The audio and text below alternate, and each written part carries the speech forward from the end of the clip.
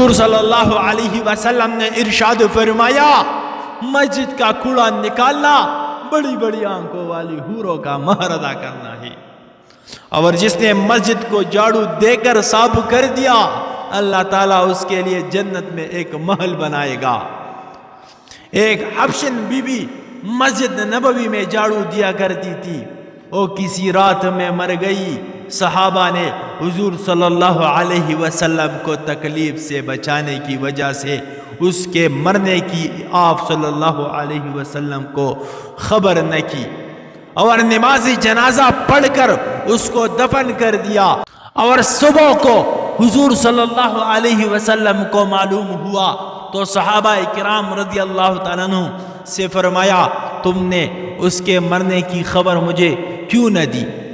میں نے اس be be کو جنت میں دیکھا ہے۔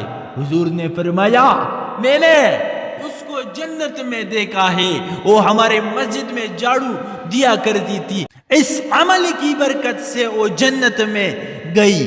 پھر حضور صلی اللہ علیہ وسلم نے اس بی بی کی قبر پر نماز پڑھی۔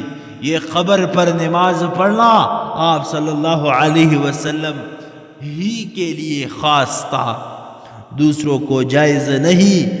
مسجد نبوی میں روشنی کا کوئی انتظام نہیں تھا، ایک شخص نے اس میں چراغ کی روشنی کر دی۔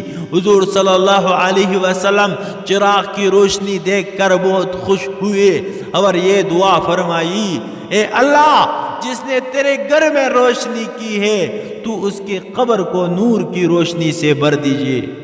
جب وہ شخص حضور صلی اللہ علیہ وسلم کو ملے آپ صلی اللہ علیہ وسلم ان سے بہت خوش ہوئے۔